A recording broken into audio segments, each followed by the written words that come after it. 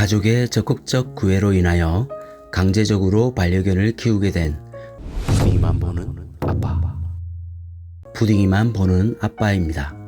오늘은 혹시나 반려견 또는 반려묘 등 애완동물을 키우고자 하시는 분들에게 당부드리고 싶은 이야기가 있어서 영상을 만들어 봅니다.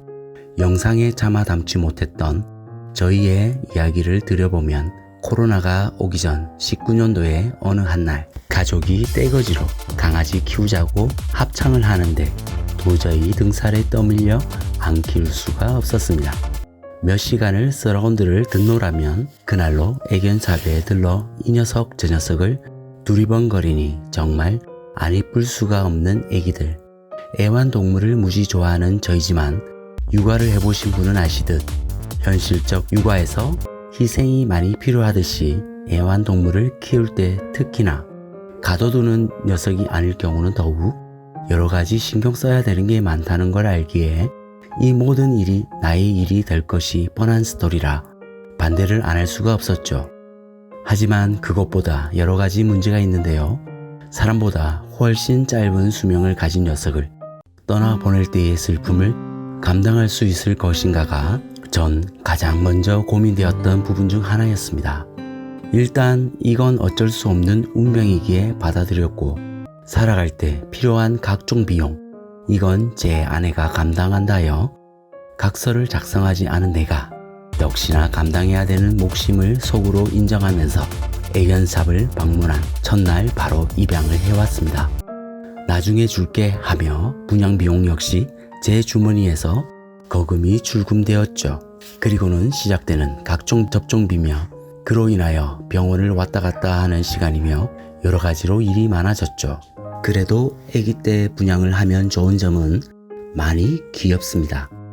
배변 훈련은 여러 영상을 접하며 이런저런 훈련을 시도해 봤는데 지금은 똥은 배변판에 딱 싸긴 하는데 오줌은 이 녀석이 지금도 집에 사람이 없을 때면 이곳저곳 포인트 되는 지점에 써놓기도 합니다.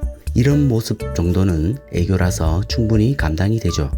약 5에서 8개월쯤 견춘기가 있는데 마운팅과 수시로 하는 마킹, 거의 쏟아붓는 수준으로 할 때면 도저히 배변 훈련으로 감당이 안 돼요. 전 한 녀석만 책임질 거라 추가로 더 분양하는 건 절대 안 할 것이라 결국 중성화 수술을 하게 됩니다. 수컷인 딩이는 약 3-40만원 정도 들었고 암컷의 경우는 2배 정도 든다고 합니다. 푸딩이는 먹다 보면 살이 찌는 타입이라 양을 조절해서 급여를 하는데 그러다 보니 식탐이 좀 많은 편이거든요. 가끔 산책하다 누군가 흘려놓은 음식물을 어느샌가 먹고 있는 이 녀석을 볼 때면 제 속이 더 거북하긴 하던데, 항상 부엌에서 도마질 소리가 들릴 때면 옆에 착 붙어서 떨어지는 거 없나 쳐다볼 때면 안쓰럽지만 줄 것과 안 줄 것을 구분을 하는데요. 한날 자두씨를 도려내다가 실수로 떨어뜨렸는데 이 녀석이 그 순간 냉큼 집어삼켜버리는 바람에 자두씨는 날카로운 부분이 있어서 혹시나 위장을 찢어버리면 대수술을 해야 될 만큼 위험해서 이날 급하게 동물병원을 찾아가 구토를 하게 하는 약물을 투여하여 다행히 빼낼 수가 있었습니다. 이때 비용이 약 10만원가량 발생이 되었죠. 병원을 그냥 가도 몇만원은 나갑니다. 푸딩이의 경우 약 3kg 전후 사이즈인데 작은 강아지일수록 슬개골 탈구라는 증상이 많이 일어난다고 합니다. 거의 100%라고 보는 게 맞습니다. 언젠가는 일어날 일이긴 한데 이 증상이 어떠냐면 어느 순간 갑자기 뒷다리를 접니다. 이래서 4단계가 있다고는 하는데 특별히 낑낑거린 적이 없이 바로 3단계로 진행이 빠르게 되어서 가능하면 수술 없이 사는 게 목표였지만 바로 수술 날짜를 잡는데요. 병원마다 다를 수는 있지만 이 비용이 100단위가 넘어갑니다. 수술 외에 입원과 치료 등을 하다 보면 가뿐히 200만원을 사용하게 됩니다. 지금까지의 비용은 아주 일반적이라 할 수가 있는데요.